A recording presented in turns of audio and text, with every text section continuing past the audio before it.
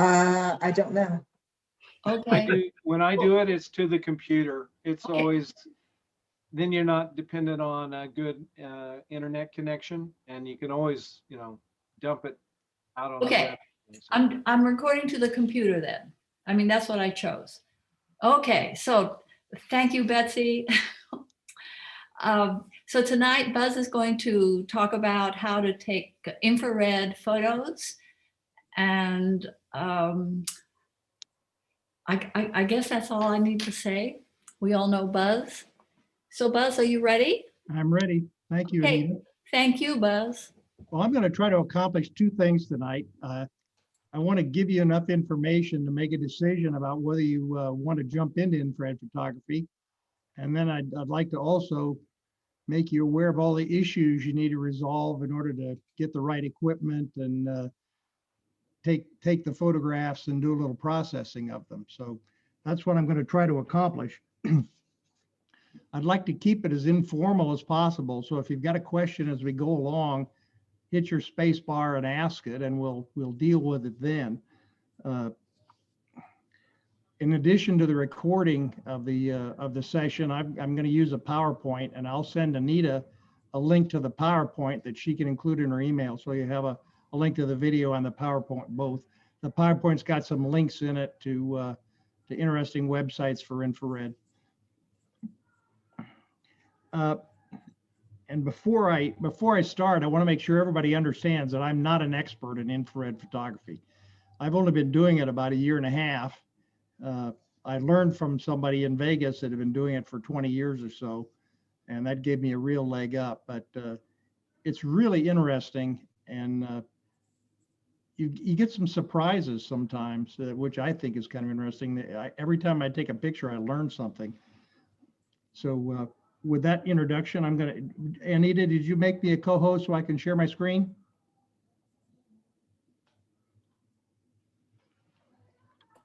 There should be a place at the bottom. Yeah, I can do it. I just have to be a co-host in order to do it. So there we go. Okay. Thank you. Sure, thank you. Okay. This is what we're going to try to cover. I need to define infrared photography, and then we talk a little bit about why shoot it, and then equipment, shooting tips, editing tips, some references, and along the way, lots of examples of infrared photographs. Okay, what is infrared photography? It's just taking photographs using infrared rather than visible light. And infrared light is just beyond the visual spectrum, past the reds. Your eye can't see it. It's also not heat. People get confused by infrared lamps for heat, but the infrared we're using to take photographs isn't that long a wavelength. It's just barely longer than the red light. So so that's all I need to say, I think. Okay, why take the infrared photographs? There are a number of reasons, and I'll try to show you by example why you might want to do it by showing some photographs. First is to show the world in a different way. I mean, you can take almost an everyday subject, and by difference in color or contrast or sky color or lighting, you can view things in a way that's really very different from what you see in visible light. Another reason is to exercise your creativity. This is the reason I got into infrared photography. I've been a technical guy all my life, and creativity has been a short suit of mine in photography for a long time. And I wanted to do something that would kind of spark some new creativity. And I think infrared photography has done that. Oops, here's another one.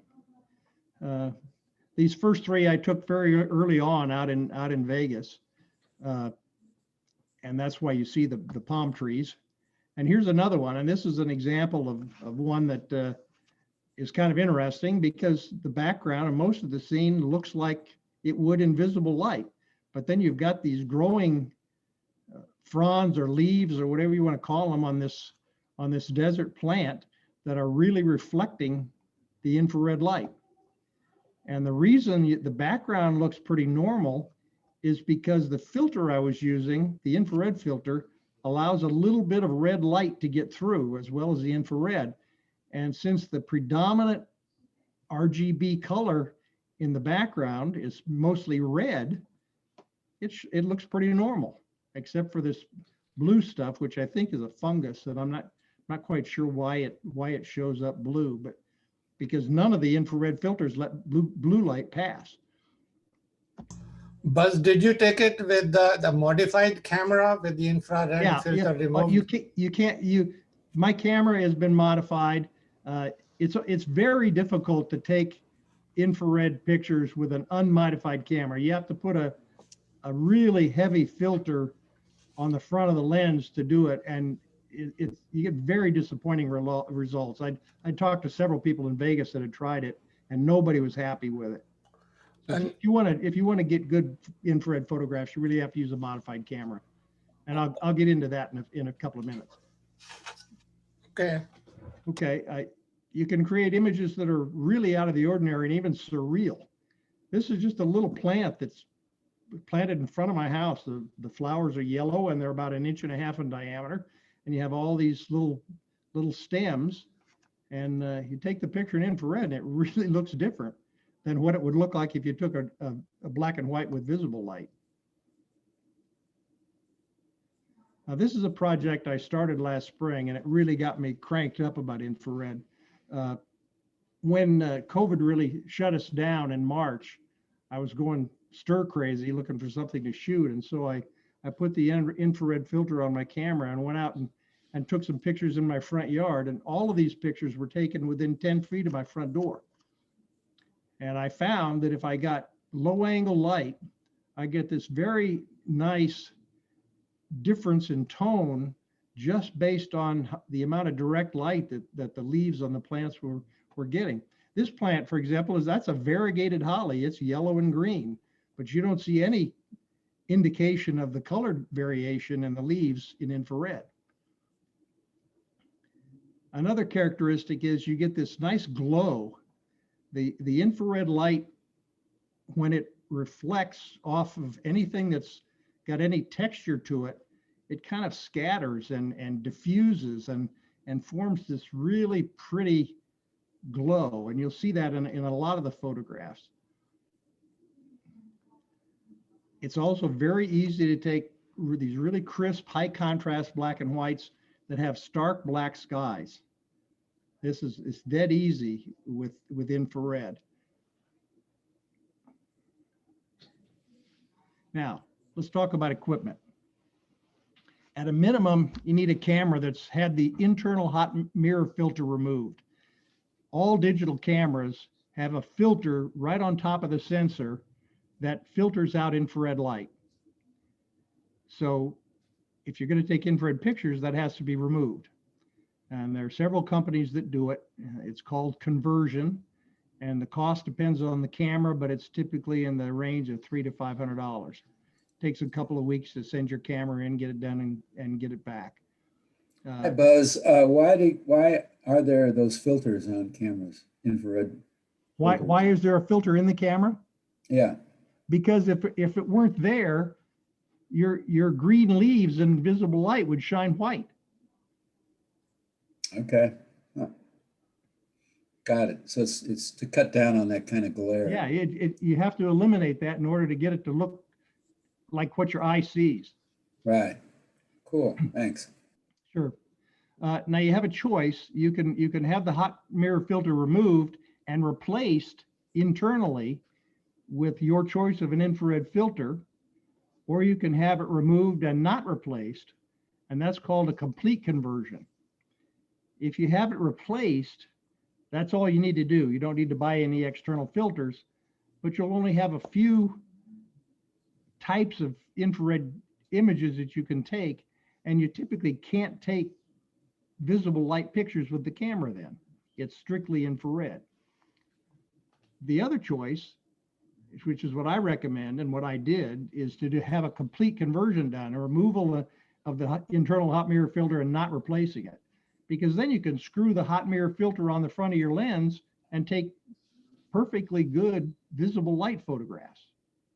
And believe me, there is no difference in the photographs you take with the hot mirror filter on the front of the lens or inside the camera.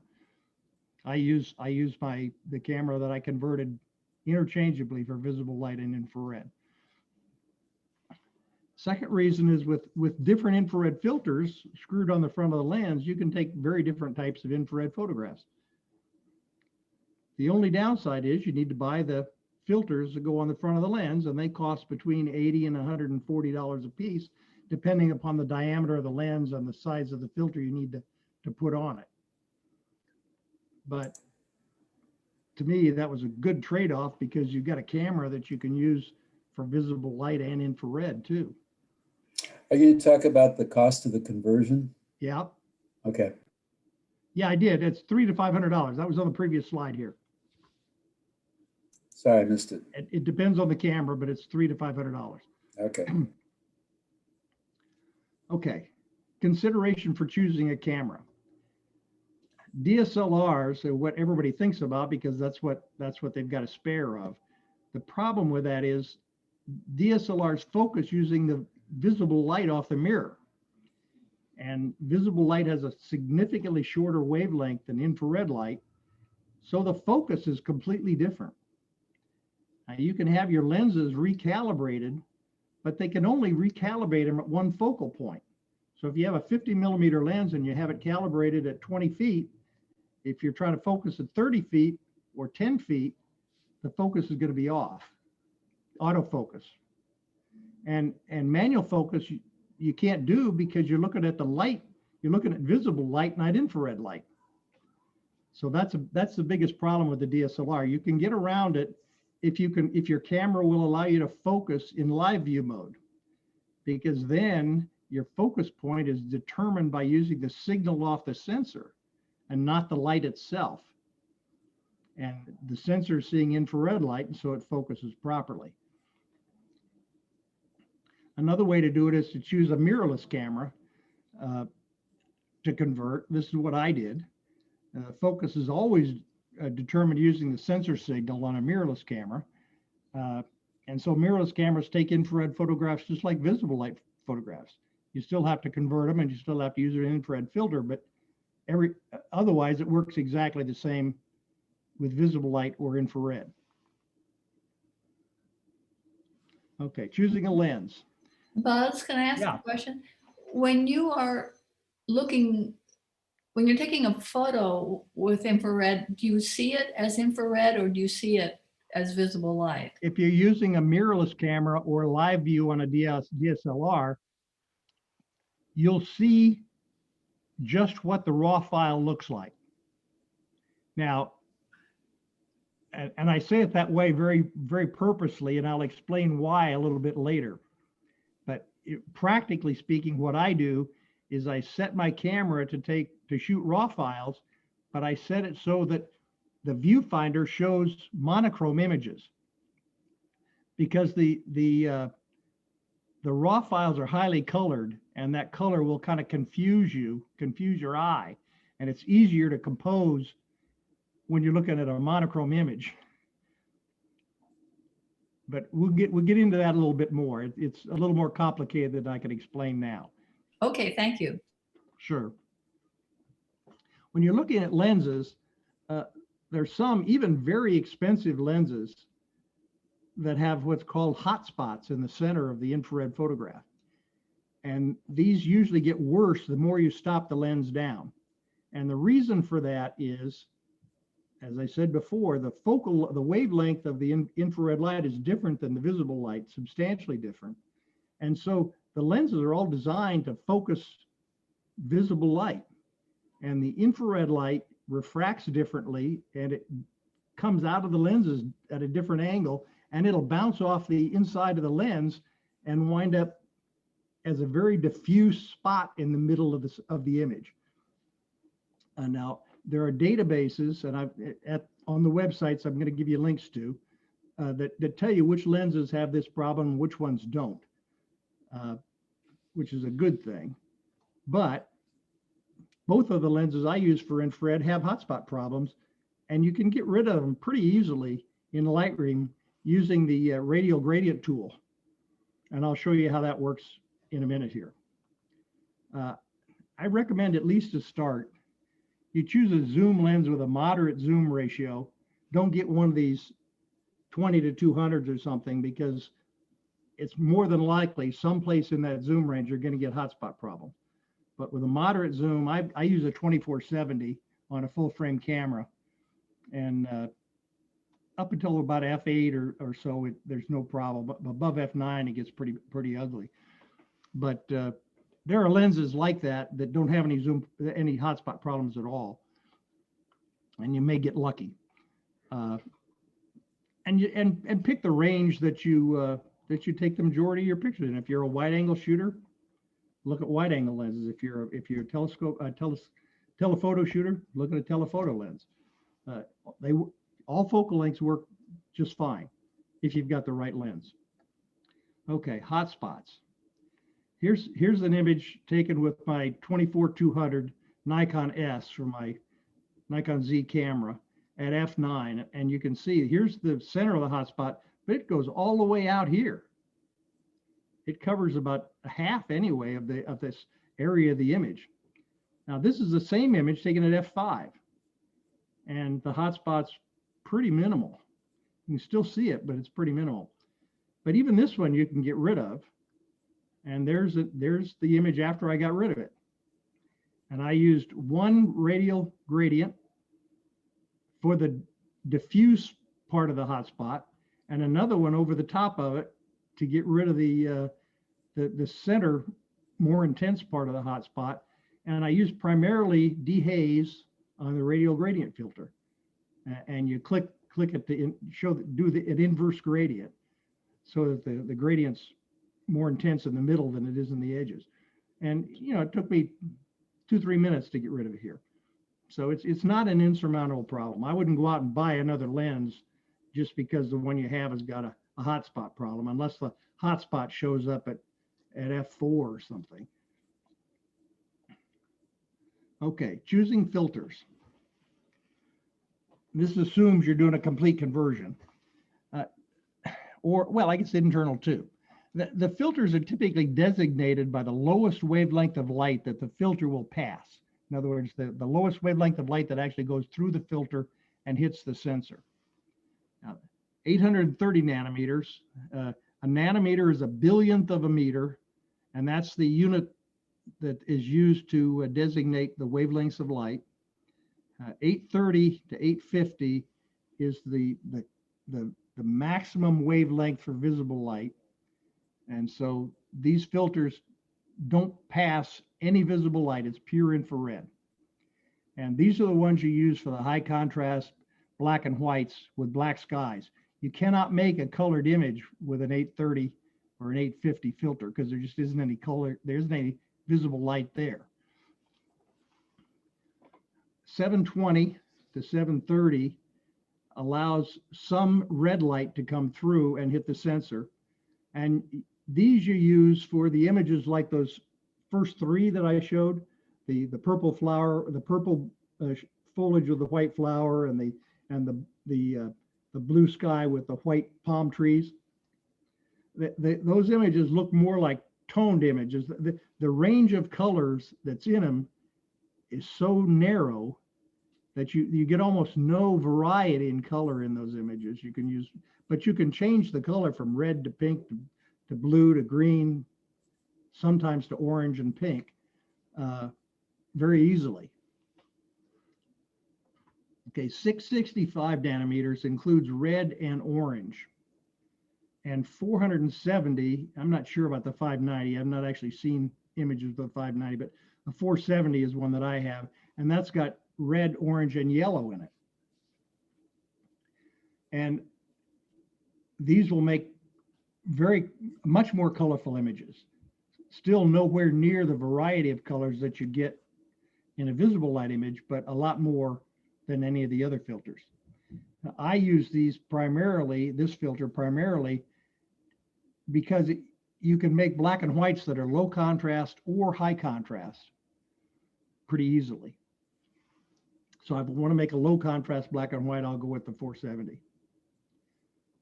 Now, the lower the cutoff wavelength of the filter, the more complex it is to manipulate the color in a color infrared image. It's really easy with a 720, and it's really difficult with a 470. And I'll show you a little bit about that in a few minutes.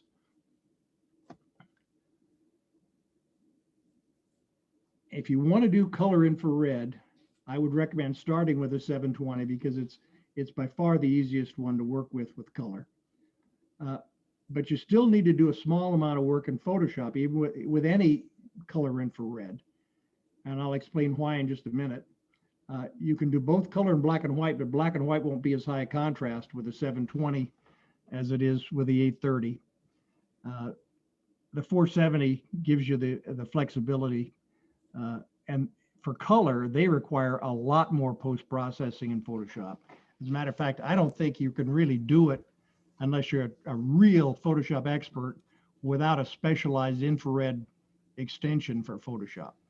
Buzz, I have a question. Sure. When you say color IR, you mean there is some color in it, right? Yes, and I'll show you some examples. Those first images I showed are color infrareds.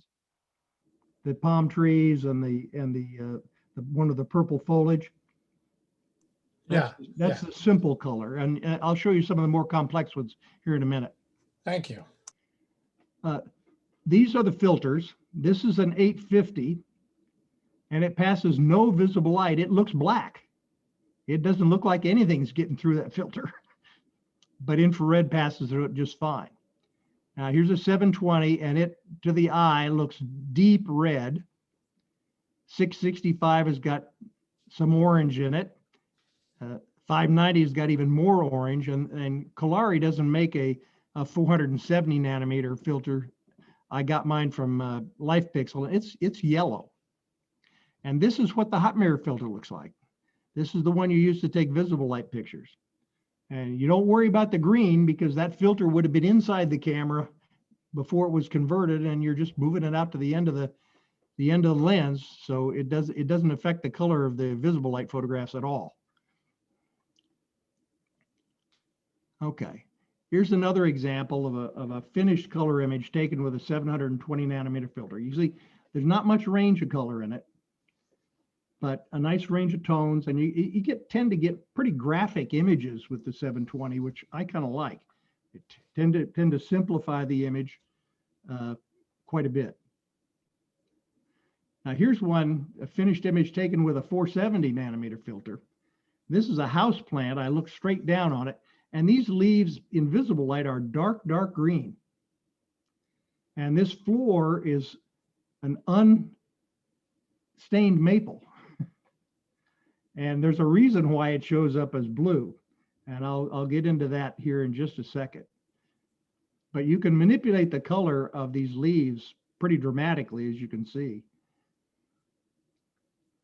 Okay, this is an image taken with a 470 nanometer filter and converted to black and white. And you can see you can get a pretty darn contrasty black and white with a 470.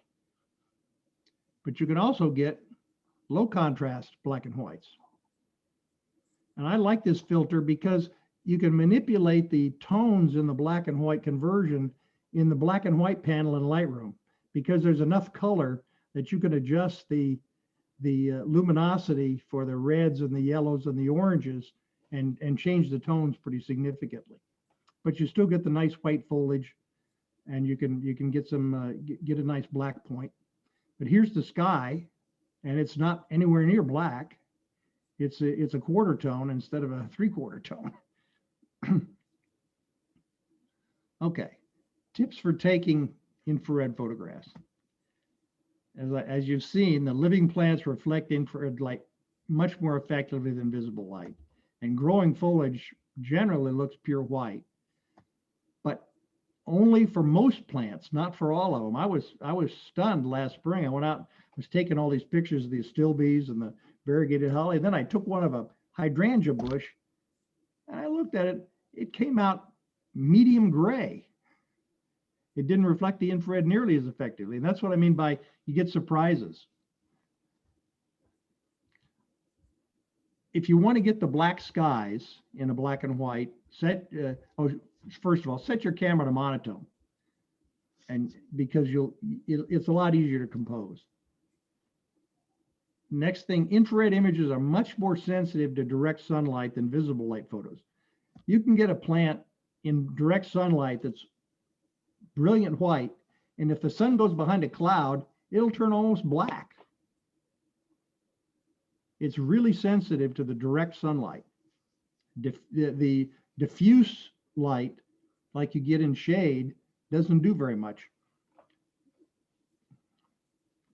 You want to look for low angle light. At least I tend to look for low angle light, particularly taking pictures of plants, not so much for trees and other things, but for plants, low angle light's important.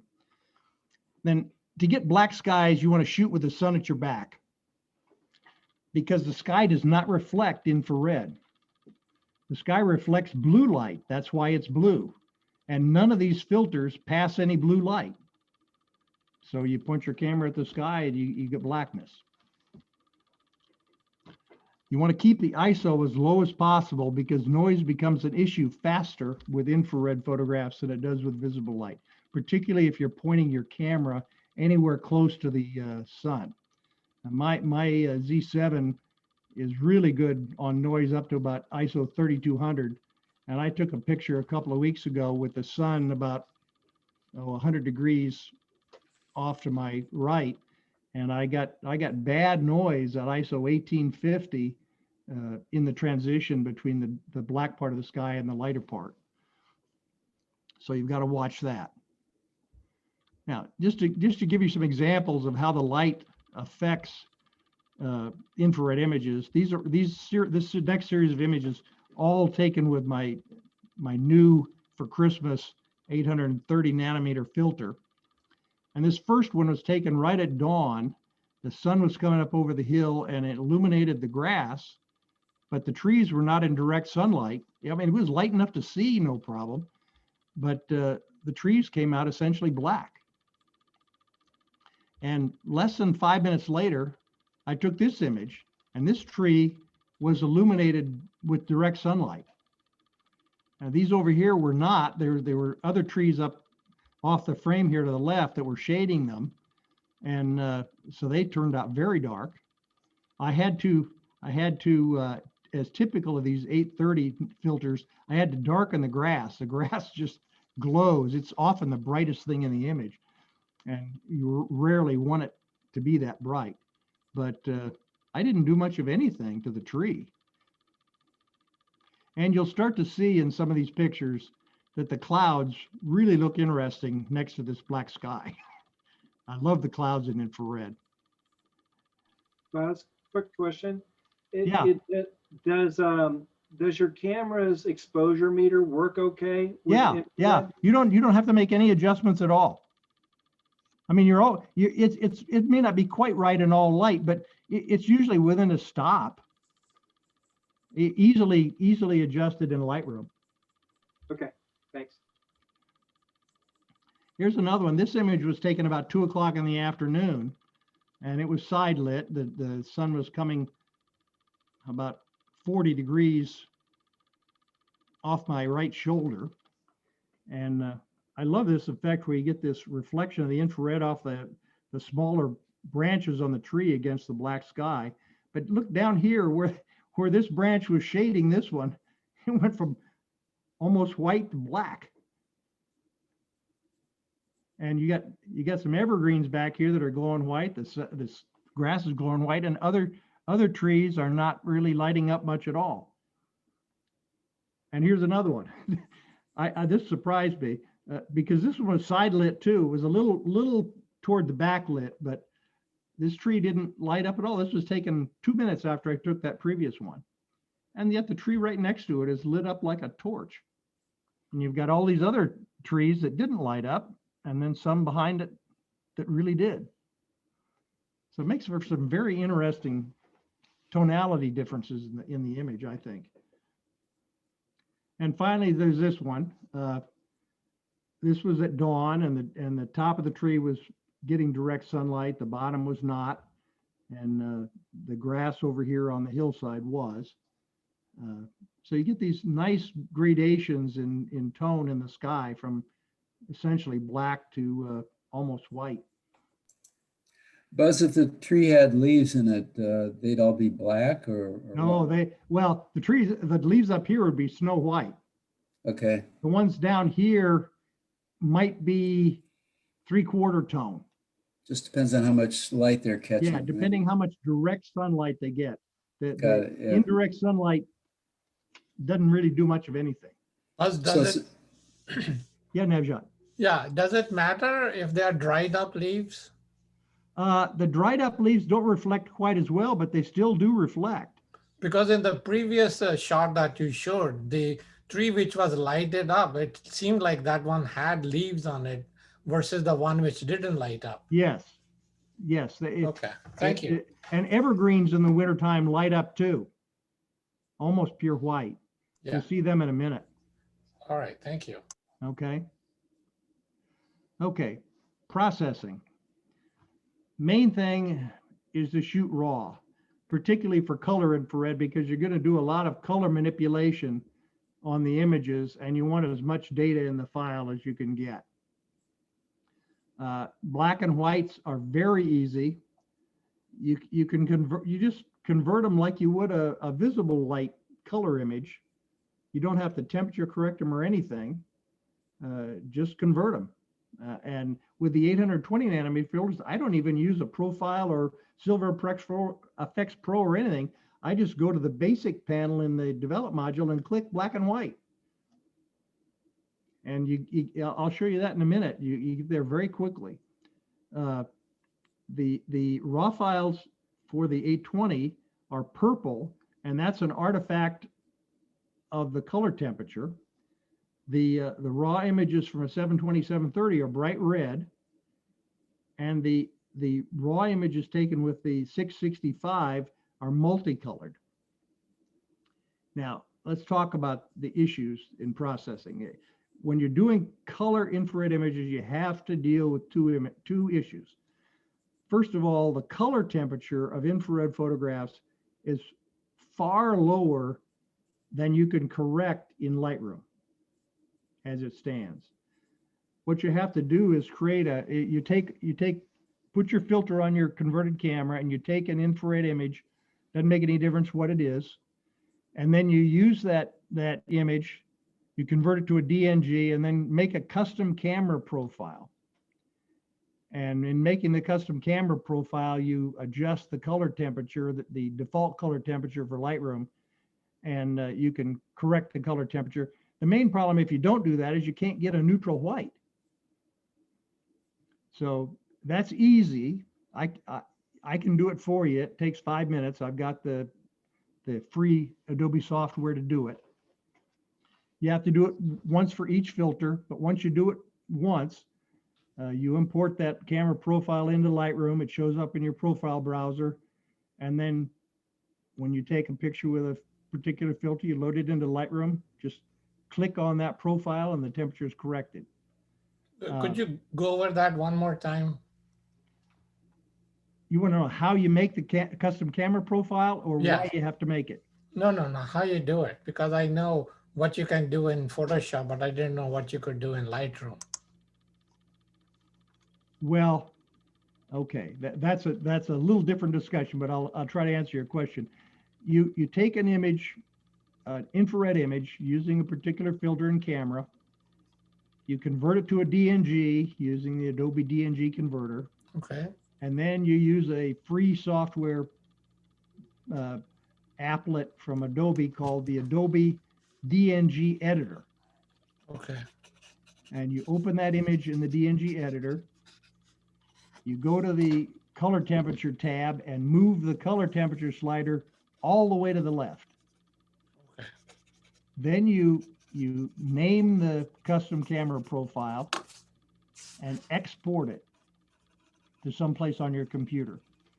Then you go into Lightroom, and if you really want to do this, I'll walk you through it. We can do a Zoom and I can walk you through it. It's not really not hard. I'll try it. And you go to Lightroom, you go into the profile browser, and up in the upper left, there's a little plus sign. Yes. Click on that and then click on import profile. Okay. And then you go to where that profile you just created is stored, click on it, and it's imported. Got it. And you close Lightroom and reopen it, and it's there in the profile browser. Thank you, Buzz. No problem. Okay. The second issue you've got to deal with is the fact that there is absolutely no blue color in the image. And the skies in the color infrared images are typically green or yellow. And that looks pretty awful. And so what you typically do is take the color corrected, the temperature corrected image into Photoshop and swap the red and blue channels using the channel mixer adjustment layer. And I've created an action for that I can send you. All you do is take the image into Photoshop, click on that action, click go, and it happens, and then you save the image and go back into Lightroom. Or stay into Photoshop, depending on the kind of filter you use. As you probably have gathered, processing color infrared images is too complex to really cover in detail here. But if you're interested, contact me and we can talk through it, and I can talk to you about the Photostop extension. I mean, 720 nanometer filter images, you can process them easily in Lightroom, because the only real control you have on the color is the color temperature slider and the tint slider. But you can take that color temperature slider and change the primary color from blue to green to purple to sometimes orange, sometimes pink or beige, just by moving that slider and the tint slider. When you get to filters with lower cutoffs than 820 or 830, it gets much more complicated. And typically, I mean, I've spent hours trying to learn how to do this, and hours with a friend of mine in Vegas that's done it for a long time. And he said, don't even try without this infrared Photoshop extension panel, because you really have to know lab color space and color manipulation inside out in order to manipulate the color just using basic Photoshop. And it's not particularly intuitive, because you've taken since there's no blue data in the blue channel, you take that data out of the red channel and put it in the blue channel. So your colors are all messed up. You know, you change the red and it changes the blue. So it's not overly intuitive, particularly in Lightroom. It's possible to do the color swap, the channel swap in Lightroom. I've done it, but then none of the HSL sliders make any sense anymore. You can change the colors with them, but you have no predictability of what's going to happen. Okay, let's look at some raw files. This is a raw file from an 850 nanometer raw filter raw image. It's only purple because of the color temperature problem. There is no color in this file. It's how the computer is interpreting the color temperature that makes it look purple. Now I took this image, I took it into Lightroom, I clicked the black and white button in the basic panel and adjusted the exposure, and that's what I got. No other adjustments. So it gets you very close to a nice high contrast black and white very quickly. Okay, this is a raw file from a 720. Now you get the idea of why you want to use monochrome to do your composition, because these things are really colored in the viewfinder. And you don't have any neutral, any real white in here at all. But adjust the color temperature with your custom camera profile, do the channel swap, adjust the temperature slider a little bit, and you can wind up with this. Now, this is a raw file taken with a 470 nanometer filter, and you can see it's multicolored. If I correct it for color temperature by clicking on the custom camera profile for this particular filter, this is what you get. And you can see the sky is mostly greenish yellow or yellowish green. And the foliage is purple. So you've got a lot of work to do on color here to make an image that's pleasing. So I use this image to try to teach myself how to do that with the infrared Photoshop extension panel. And took me 3-4 hours. And I was, well, this is the color corrected. This is the channel swap. This is where you get blue into the sky. So you've got a chance of coming up with a blue sky. And then I took this image, and 3 or 4 hours later with the extension panel, wound up with this. Now, the goal I set myself is to try to make this look like it was taken in the fall, because I happen to have seen a lot of color infrareds with this orange in it, and I kind of liked it. So that was the point that I was aiming for. And this image was taken on June 29th. So it was in the late spring. Now I make no representation that this is a realistic looking image. You won't get realistic looking color with any infrared photograph because there just isn't enough different colors in it. I mean, remember, this has got red, orange, and yellow. No blue, no violet, no green. So you have to manipulate the data in the channels that you have and actually export data from them into the other channels in order to get the greens and the blues and some of the browns and things. So this is about as much color variety as you can get. And I did things like used hue, saturation, and brightness adjustment layer to get this green and you know, a lot of the features in this panel too. I frankly just don't think it's worth my time to fiddle around with color infrareds taken with the 470 millimeter filter. I'd much rather take black and whites. I love black and white pictures anyway. So I don't do much, if any, of this. I do think it's kind of fun to use the 720 nanometer filter to see what you can get. That's because that's pretty easy and pretty quick, and you can make big changes very quickly. Okay. It's not just about foliage and plants. This is a picture of the Clarion at Valley Forge. And I put this in here because I wanted to show you this glow occurs even with inert objects.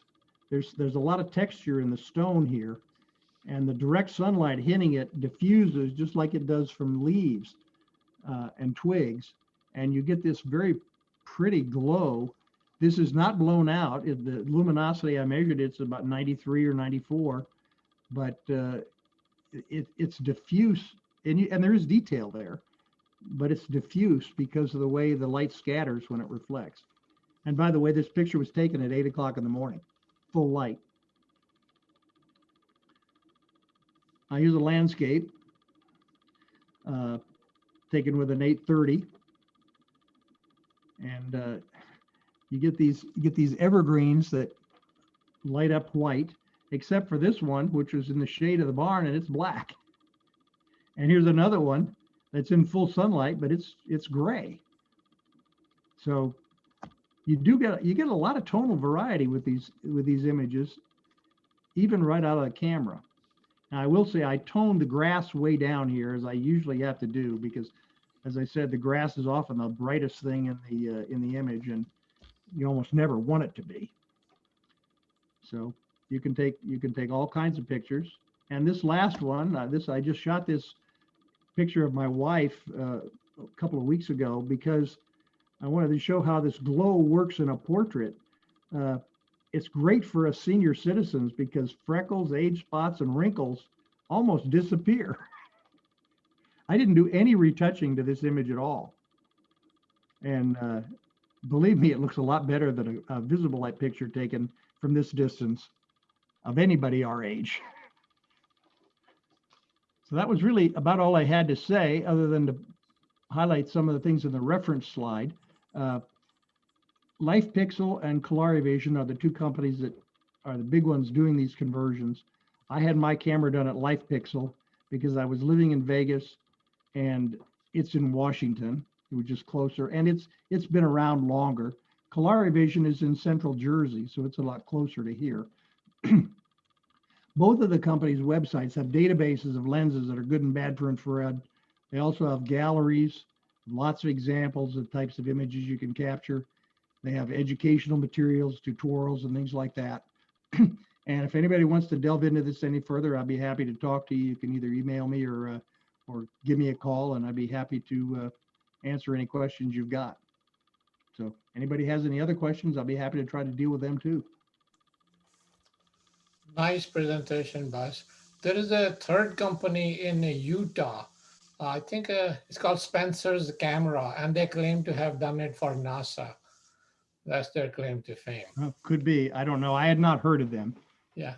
I know I had the guy that taught me infrared had cameras converted by both of them and had both LifePixel and ColariVision and had good luck with them. So I'm sure there must be others, but I'm just not aware of them.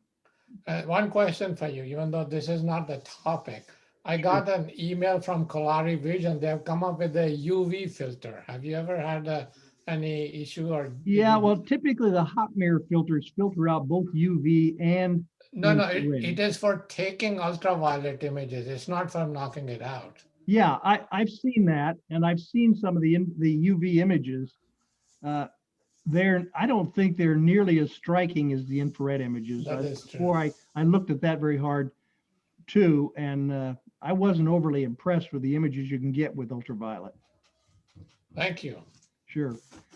Now, Sven, I know you're interested in astrophotography, and a lot of this doesn't apply to you because if you want to use a converted camera for astrophotography, you don't put any filter on the front end. You just let it all go straight to the sensor, and you get improved sensitivity for stars, and you get a broader range of colors by doing that. Have you tried it? I'm sorry? Have you tried it?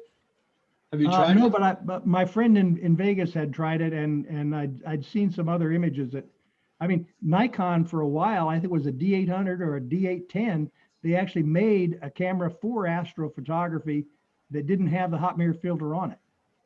Yeah, I've tried it, and it does give you very nice pictures for Okay. astrophotography. Dwayne Erdman here. Two questions. First of all, for poor man's effort to do this, your filters, infrared filters, are in the 500 to 600. If I No. were to screw No. one of those onto my regular camera, would I get anything? No. No, because the hot mirror filter inside the camera is filtering out the infrared light, no matter what you do on the end of the lens. Okay. And now the filters only cost between $80 and $130. Yeah. It's the conversion of the camera, the removal of the internal filter that's $300 to $500. Okay. Now, do they put that same kind of filter into cell phones, iPhones, smartphones? Yeah, they would have to, or all the foliage would be white. Bummer. I thought there were too many, red sensitivity is so much for the chip. So that's why they have to cut it down. That's why Yeah, well, all the digital it's camera partly have- that, and it's partly the reflectivity of the infrared light. Yeah.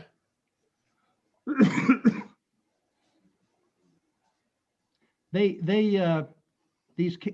camera profiles that are built into the cameras and into Lightroom have a curve in them that adjusts for the sensitivity of your eye to the various colors of light.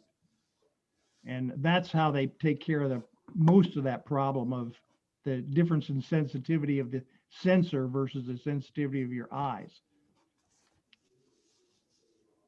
So Buzz, that was a lovely picture of your wife. If you're outdoors in an outdoor scene, Yeah. would that be- I tried it inside and she looked like she was in a dungeon. Okay. You have to have direct sunlight. Yeah, yeah. And in astrophotography, you wouldn't be able to do the compositing kind of tricks that are often done to try and bring some image in the scene into the Sure.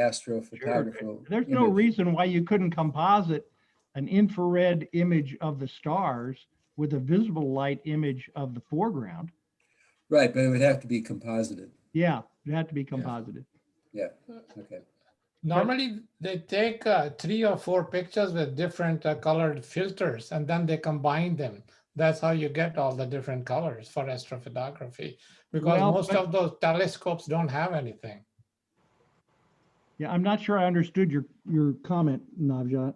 What I'm saying is that many of the telescopes, when you're going to take an astrophotography picture of say, a galaxy, the filters are put right in front of the sensor. So you take a red, a blue, and different color filters. So the same thing is imaged with different filters, and then it is combined in the post-processing to give you all those beautiful colors. Yeah, and the astrophotographers like to go all the way from ultraviolet Yeah. all the way out into the closer to Hydrogen radio alpha. spectrum. Yeah. Yeah. No, hydrogen alpha and blah, blah, blah. Yeah, because the spectra coming from the stars is almost continuous from gamma rays all the way out into far radio waves.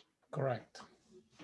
Buzz, Yeah, can you create post-processing images that look like infrared from a regular picture? you can come close sometimes, but I don't think you can ever get there completely. I mean, you just think about the shading that I showed you on that one picture of the let me try to get back there. This one. You'd have to be painting in the shading here, and it, and all of this detail. I mean, it would be very difficult to do it. You can get close, but you can almost always tell an infrared image if you've seen a bunch of them. You can almost always tell which ones are infrared and which ones are not. Okay, thank you. Sure. Buzz, have you ever tried to take a picture of the snow? And if yes, what does it look like? No, I thought about that yesterday, but we had rain all afternoon Monday, and there was about 4 inches of slush All right. underneath the nice snow we got yesterday. And I decided not to go out and get all wet doing it. But I have not tried it. I'm sure it would be interesting because Yeah. water does not reflect running water. I mean, like a lake does not reflect infrared, but water vapor, the clouds, water particles reflect it very effectively. Yeah. How about a fog? Have you done fog? I haven't tried fog yet either.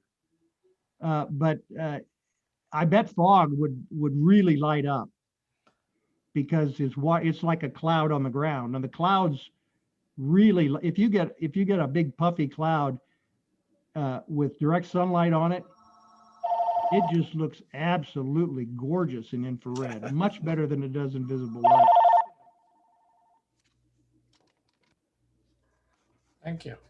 I mean, go look at some of the galleries on these websites, and you'll see a lot of different pictures. I can't remember ever seeing any pictures of snow.